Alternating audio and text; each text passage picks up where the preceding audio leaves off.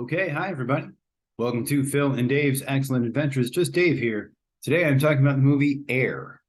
This is going to be a spoiler review, so if you are concerned about spoilers, I would suggest you go and watch the movie first before you watch this review. So Air is a movie that's based on the true story of Nike's development of the Air Jordan basketball shoes. As far as what I liked about the movie, Matt Damon I thought was great in this. Viola Davis is, of course, always good. She delivered another amazing performance in this. I really liked Chris Messina, who is not, oh, no, he's not on the poster, but Chris Messina as Michael Jordan's agent, I thought was really great. A really fun role where you got to kind of yell and scream. And I think he maybe even improvised a little bit, it seemed like. So that was fun. I really liked him as that character.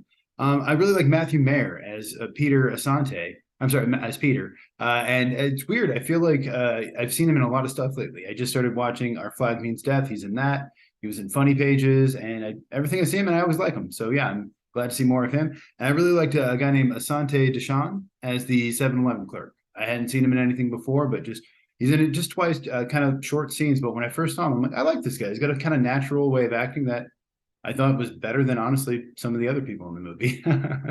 I like the score in this. I actually had kind of a hard time figuring out who did the score because they had a guy named Paul Hasslinger listed as additional music. If he's the one who did it, that's great. They also had a music supervisor and a music editor listed, so I'm not sure exactly how that broke down. But either way, I like the music in this, the score. I thought it worked, and I like the actual soundtrack as well. The music they used. It opens up with "Money for Nothing" by Dire Straits, one of my favorite songs. I love Dire Straits. I go straight into "Blister in the Sun" by Violent Femmes. Again, I love Violent Femmes. They play another Violent Femmes song later in the movie.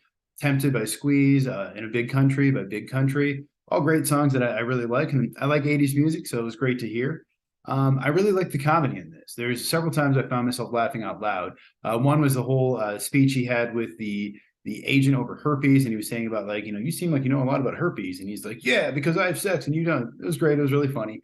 And the whole thing when he's talking to Michael Jordan's mom, Matt Damon, and he's doing like he starts to do a German accent, and she's like, you don't have to do the voice. I thought that was really funny. A couple other things that I don't remember, but good stuff in there. I thought a lot of the comedy, a lot of the humor really worked for me. I like the Just Do It story that he tells. I'm not sure if it's true or not. I've heard that as well. I meant to look it up and I forgot to, but either way, it's a good story. And don't let the truth get in the way of a good story. But that was funny.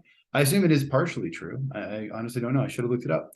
Think about the Martin Luther King Jr. speech. Again, I'm watching the movie going, no, there's no way. There's no way. This is one of those made up stories like Al Lewis tells about Charles Manson babysitting his kids or something. Maybe it's true, but who knows? But no, I guess it is. The guy really has a copy of Martin Luther King Jr.'s speech. He was there. So that's pretty cool. Yeah. And I really liked in this movie the way that the men interact with each other. Because I don't know, I feel like people say that men are a lot more blunt and open and don't really, lie or manipulate as much. And you can see in this movie, at least, the men are very manipulative and very sort of calculating about the way that they interact with each other and the things that they do and the way that they talk to each other. But you can see with Michael Jordan's mom, she doesn't do any of that. She's just like, this is what it is. This is what it's going to be. If you want my son to sign with you, you're going to do it this way. And that was great. And I really appreciated all of that. And I really liked her character, who is, of course, based on a real person who is an interesting and yeah, fascinating woman. As far as what I disliked about the movie, Ben Affleck is not a very good actor. He's not terrible. He's actually fine in this, but it took me a minute to get used to him. I don't know. There's just something about him that just, I don't know. I can tell when he's acting. And yeah, in this, yeah, he wasn't bad. It's a fun character. He's an interesting guy, walks around with his shoes off and everything else. But I feel like if he would have cast someone else, Affleck also directed this, then the movie would have been better for it. Maybe not. I don't know. Also, I didn't love Chris Tucker in this. I'm a Chris Tucker fan, but his character again just it seemed like he was acting. And there's a part where he's interacting with Michael Jackson's parents, and I guess I'm not sure if he's supposed to be acting in that scene, like for them. He's supposed to be like doing a character for them or not. And so I guess I was just a little unclear as to exactly what that was. So yeah, again, not terrible. It's good to see Chris Tucker acting again. He hasn't acted in a while, but just took me out of it a little bit. I didn't love the beginning of the movie. Honestly, getting introduced to the character, Sonny and all these guys, I didn't really care that much. It was fine. It was interesting. It wasn't uninteresting, I suppose, watching him doing the gambling and all that kind of stuff. But honestly, until they got to the point where he's like, hey, I want to sign Michael Jordan and I want to do these Air Jordan shoes, I wasn't very interested in the movie. Once that happens, okay, cool. And that's a cool moment when you get to see him be like, this is what I'm going to do. And I figured it out. There's too many needle drop or what to me seem like attempts at needle drops, where it's just like it goes from one song to the next song to the next song. And I love music. I love songs, but when you go straight from Money for Nothing into Blister in the Sun, and then they do it a couple times where they just one song ends and they just go right into the next song, and I'm just like, give me a little breathing room here. You know, it's okay if something like Empire Records does it because it's set in a record store, and I realize it's a period piece, and hey, at least you're picking 80 songs, unlike Wonder Woman 84 that chose to use none whatsoever. I feel like they almost overdid it, and in the case of the music, a little bit less could have been a little bit more. And also some of the song choices were just very questionable to me. At points, while they're sort of discussing or trying to sign Michael Jordan, they play like Sister Christian, and True Colors, at some point they should like a montage for Michael Jordan, and they have the song "I Can Dream About You" playing. Another point they have "Can't Fight This Feeling Anymore" by REO Speedwagon. These are all like love songs, very sappy love songs that I don't particularly like very much. I think all those bands have better songs. But yeah, it almost just made it feel like is Sonny in love with Michael Jordan? Because that's the impression I was getting from the movie. Like he's dreaming about him. Like, you know, I mean, I don't know. It's one thing to play "All I Need Is a Miracle," which is again a love song, but hey, at least I like Mike and the Mechanics. But I don't know, man. It came across as a little sappy and emotional and unintentionally humorous, unless that's what they were going for. The joke was like, hey, you know, guys, we're kind of romantic in the way that we idolize other men. But I don't think that's what they were going for. I think it was just weird song choices that they could have picked something better for.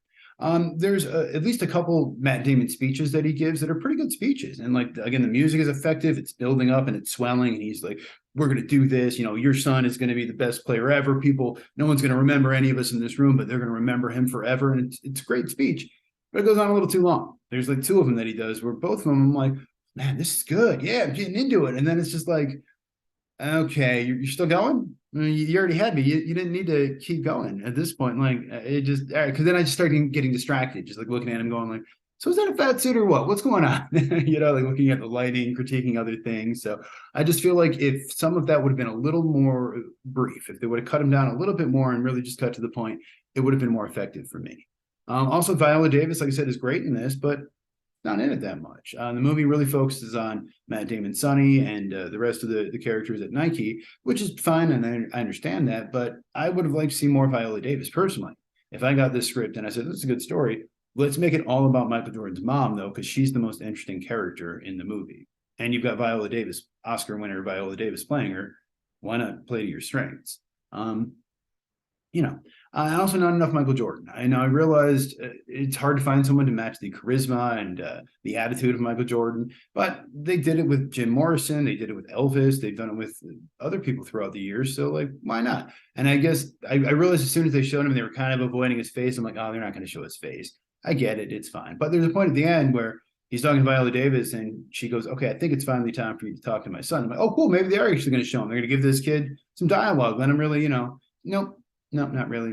He barely says anything. I think he says hello or nice to meet you or something along those lines. And it's about it. And one other thing at some point. But it would have been nice to see a little bit more of that. And, you know, at the end of the day, too, as much as this movie makes Nike seem like this young, plucky upstart, it's fun. And for me, that was weird because Nike's always been a pretty dominant thing. But, you know, I was a kid when this was happening. So I guess I didn't really know. But, you know, Nike nowadays, at least, is just a terrible company, like all major companies. They use slave labor to make their shoes. I'm sure they don't pay their people fairly. Their executives, like any executives, are overpaid. They've done all sorts of terrible, you know, marketing schemes and very callous sort of like any big company. They're not a good company. So it's hard to watch this movie. And in some ways, you're like, yeah, Nike's pretty cool, man. They really did something there. They fought for the players and got, no, they didn't. No, they really didn't. And I mean, I don't know, at the end of and they do acknowledge that in the movie. They do mention like, hey, our shoes are made in Taiwan, and stuff like that. So there's a little bit in that there, but it still kind of makes the movie seem like an ad for Nike, you know, because it kind of is an ad for Nike. So I guess that was kind of my only other issue with it. Other than that, movie is directed by Ben Affleck, who of course did The Town and bunch of other stuff. I can't remember. Gone Baby Gone. And then he did I don't remember the one he did recently, The Dark is the Night or something, the gangster one. Yeah. Of course, his first two movies were really well received. The other one, not as much. This is written by, based on a script by Alex Convery. As far as I can tell, this is his first movie. I meant to look up more about him. I forgot to. Sorry. But it was also apparently rewritten by Affleck and Damon at some point. This is on one of these scripts on the blacklist, which is the Hollywood thing where they have these list of screenplays that people like, but for whatever reason are deemed unproducible. So they found the script, rewrote it, and didn't get any credit for it because of the complicated way that and the rules the WGA has. But yeah, so they both did have a little bit of a hand in there, much like they did with Good Will Hunting, which they won the Oscar for. Matt Damon is wearing a fat suit in this. I was sort of throughout the movie going back and forth. Like, did he just gain a decent amount of weight, or is that because it's not like he's not huge, but yeah, he is wearing a little bit of padding there. And I thought it was interesting to find that the man who plays Michael Jordan's dad, James Jordan, is actually Viola Davis's husband in real life, Julius Tennant. That was kind of cool. One of the guys at Adidas was played by another Skarsgård brother, Gustav Skarsgård. So there's more Skarsgårds out there apparently. He was barely in it, but he was, I think, the younger kind of Adidas executive guy. The movie was released on 4/25/23, which is significant because Michael Jordan famously wore 23 for most of his career, and then periodically 45, I think, when he came back after retiring from gambling at basketball. So yeah, but that's kind of interesting. It worked out well for them. Rotten Tomatoes on this is 92% from the critics, 98% from the audience. So people are seeming to like it overall. Budget is $70 to $90 million. They're not exactly disclosing it.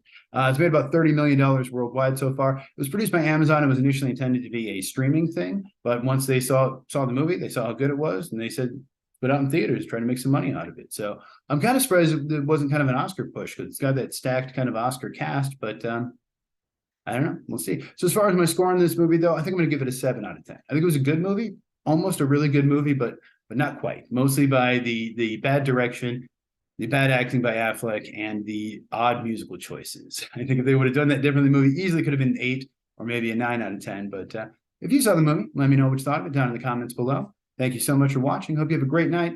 See you here again next week.